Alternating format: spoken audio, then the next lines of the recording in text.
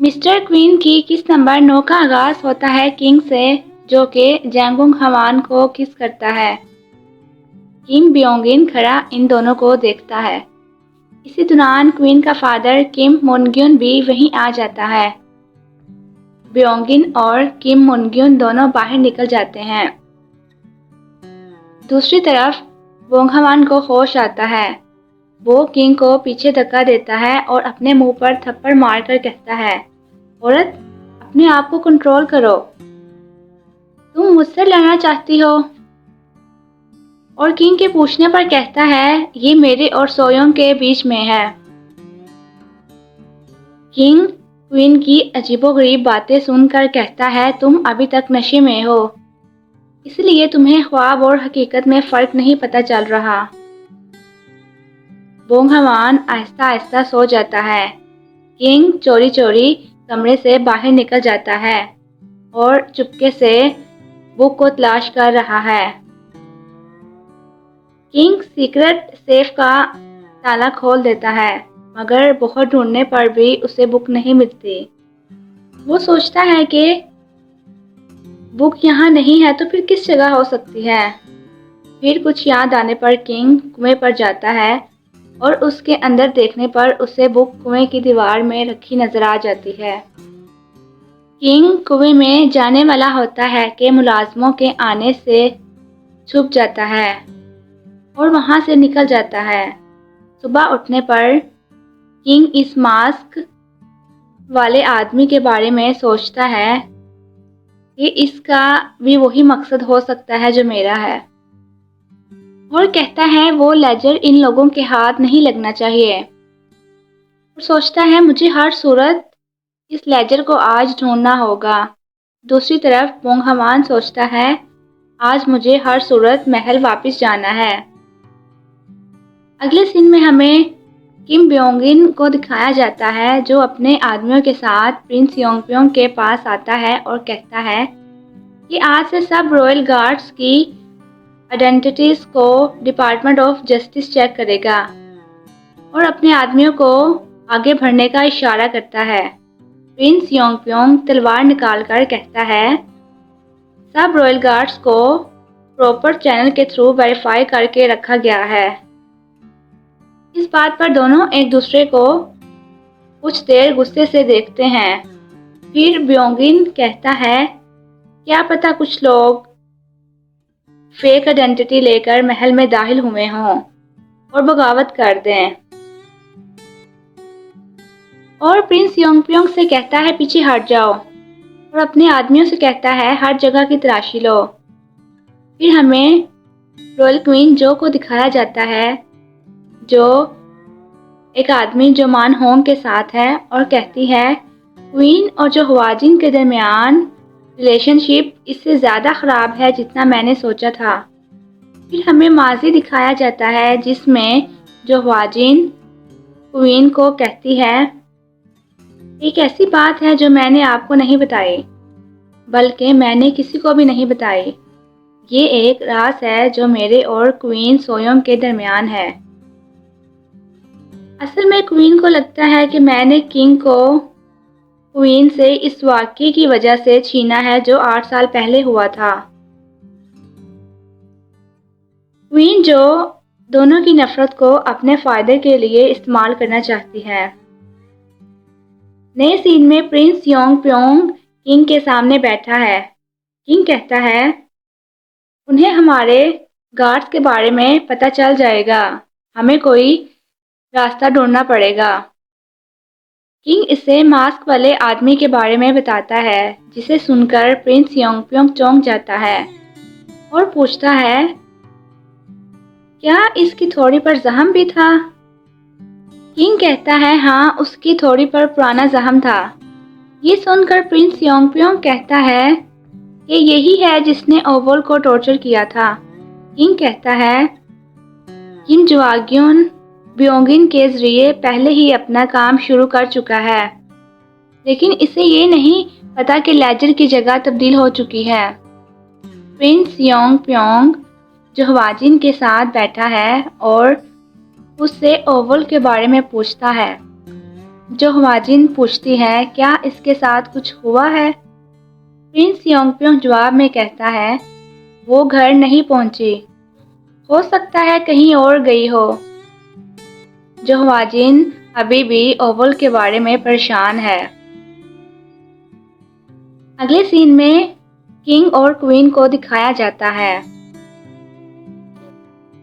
Boeing ہمان king سے گک بک کے بارے میں پوچھتا ہے جو کہ ایک کورین ڈش ہے کہ اس کا ذائقہ کیسا ہوتا ہے۔ کنگ کہتا ہے مجھے ایسے سستے کھانے کے بارے میں کس طرح معلوم ہو سکتا ہے۔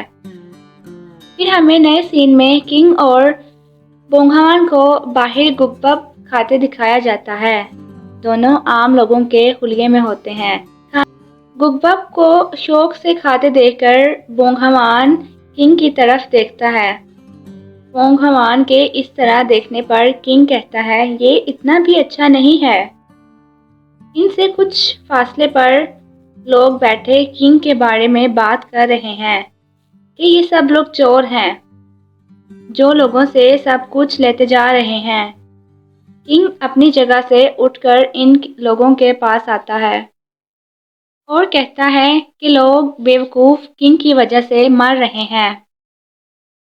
یہ ڈرنک پیو اور سب بھول جاؤ۔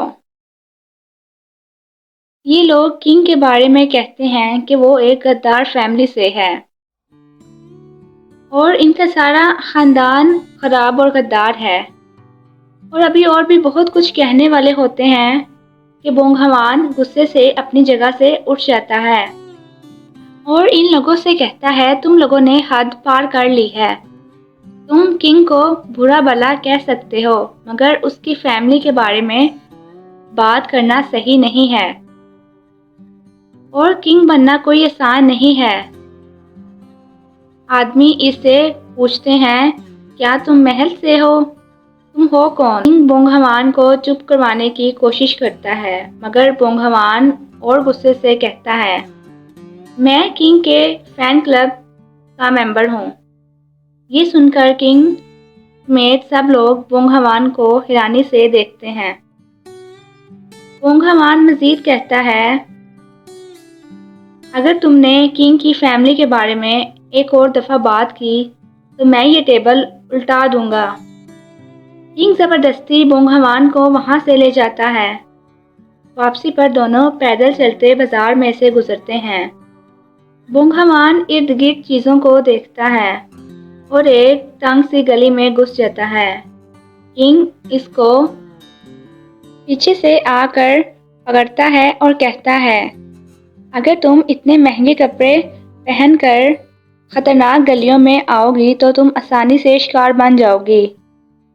کنگ کے اتنا کہتے ساتھ ہی ایک آدمی وہاں آ جاتا ہے۔ کنگ کہتا ہے میں اسی بارے میں بات کر رہا تھا۔ اس کے ساتھ وہاں اور آدمی بھی آ جاتے ہیں۔ یہ سب اصل میں ڈاکو ہوتے ہیں۔ کنگ کوئین سے کہتا ہے تم فکر نہ کرو میں تمہیں پروٹیکٹ کروں گا۔ پھر پیچھے دیکھتا ہے تو وہاں کوئی نہیں ہوتا۔ بونگ ہمان وہاں سے بھاگ جاتا ہے اور کہتا ہے جون سا بھی دور ہو مجھے ہمیشہ خطرناک جگہوں سے دور رہنا چاہیے۔ پھر کچھ یاد آنے پر رک جاتا ہے اور کہتا ہے اگر کنگ چولجونگ کو کچھ ہو گیا تو کیا ہسٹری بھی بدل جائے گی؟ اس خیال کے آتے ہی بونگ ہمان واپس بھاگتا ہے۔ وہاں پر ایک آدمی زمین پر گرا ہوتا ہے جس نے کنگ کے کپڑے پہنے ہوتے ہیں۔ بونگ ہمان کہتا ہے یہ کیا ہار گیا اور اس کے پاس بیٹھ کر کہتا ہے مجھے گھر جانے کا راستہ نہیں معلوم۔ اس کے ساتھ ہی ایک آواز آتی ہے۔ بونگ ہمان ہاتھ میں پکڑا جوتا اس آدمی کی طرف پھینکتا ہے جسے چولجونگ کیچ کر لیتا ہے اور کہتا ہے مجھے لگا تم میرے بارے میں پریشان تھی اس لیے واپس آئی۔ کیا تم صرف اس لیے واپس آئی ہو کہ تمہیں گھر واپس جانے کا راستہ نہیں معلوم تھا؟ بونگ ہمان اس کا سوال نظر انداز کر کے پوچھتا ہے ان چوروں کے ساتھ کیا ہوا؟ پھر ہمیں دوبارہ کچھ دیر پہلے کا منظر دکھایا جاتا ہے۔ جس میں کنگ ایک چور کو مارتا ہے جسے دیکھ کر باقی سب بھاگ جاتے ہیں۔ پونگھوان کہتا ہے جو بھی ہے تم لکی ہو اور جوتا پاؤں میں ڈال لیتا ہے۔ نئے سین میں کم جواگیون اور سالسو کو دکھایا جاتا ہے۔ سالسو کم جواگیون کو کنگ کے بارے میں بتاتا ہے کہ وہ آدمی لڑنا جانتا تھا۔ کم جواگیون کہتا ہے اگر تم اسے دوبارہ دیکھو گے تو کیا پہچان جاؤ گے؟ سالسو کہتا ہے جی بالکل۔ پرنس یونگ پیونگ ڈائریکٹر ہونگ سے ملنے آتا ہے اور اسے سالسو کے ماسک والا اسکیچ دیتا ہے۔ ڈائریکٹر ہونگ بھیس بدل کر اس اسکیچ کی مدد سے سالسو کی تلاش شروع کر دیتا ہے۔ کم بیونگن کم جواگیون کے پاس آتا ہے۔ کم جواگیون اسے کہتا ہے میں نے سنا ہے تم آج رائل گارڈ ڈویژن کے خلاف گئے ہو۔ بیونگن کہتا ہے رائل گارڈز میں پہلے سے سسپیشیس لوگ ہیں۔ اس بات پر کم جواگیون کہتا ہے مجھے یقین ہے کہ 7 گارڈز ایسے ہیں جو سسپیشیس ہیں۔ کم جواگیون کا اشارہ ان لوگوں کی طرف ہے جن کو رازداری سے ڈائریکٹر ہونگ کنگ کے حکم پر ٹرین کر رہا ہے۔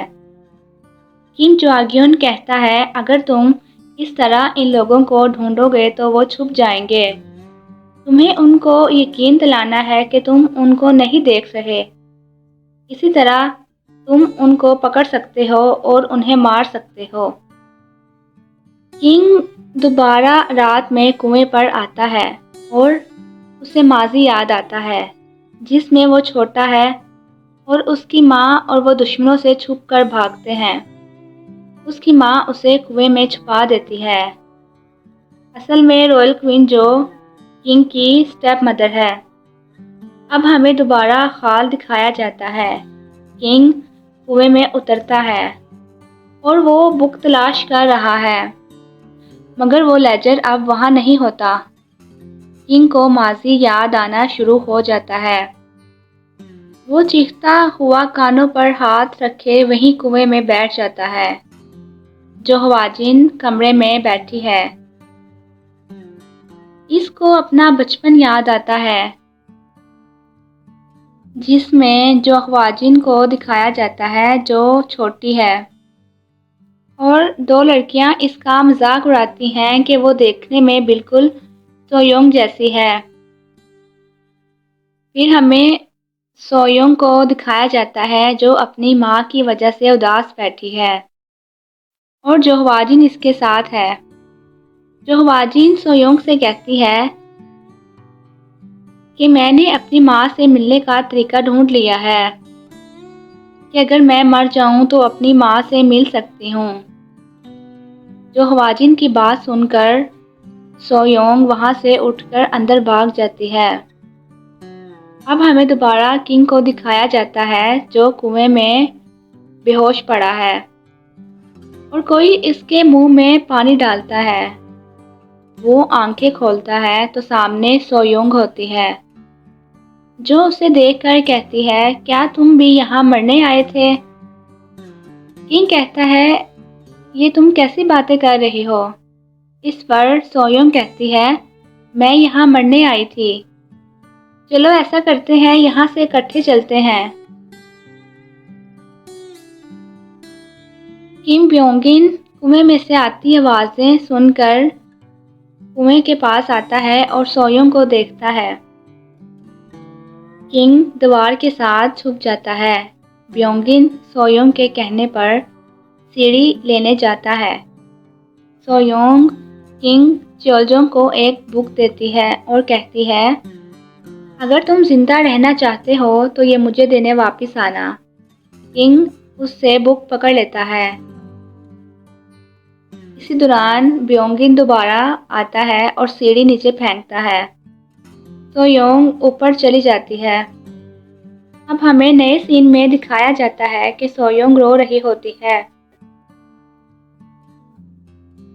اور کنواں بند کرنے سے روکتی ہے۔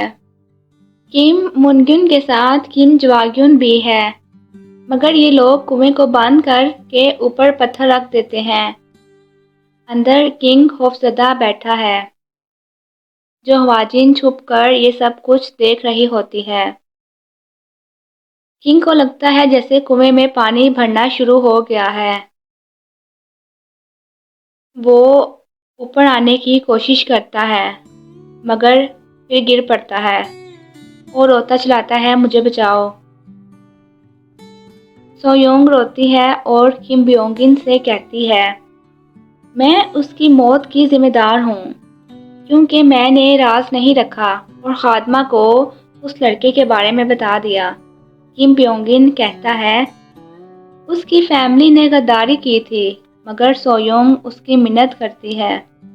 دونوں کنویں پر آتے ہیں اور پتھر ہٹاتے ہیں۔ کنگ کو سویونگ کا چہرہ صاف نظر نہیں آتا اور کسی کے آنے پر سویونگ اور کم بیونگن بھاگ جاتے ہیں۔ کنگ کہتا ہے، تم اپنے وعدے کے مطابق آئی، اور بک اٹھائے باہر نکل جاتا ہے۔ سامنے اسے جو ہواجن کھڑی نظر آتی ہے جس کی شکل سویونگ سے بہت ملتی ہوتی ہے۔ کنگ وہ بک اسے دیتا ہے اور کہتا ہے، میں جینا چاہتا ہوں تمہاری طرح۔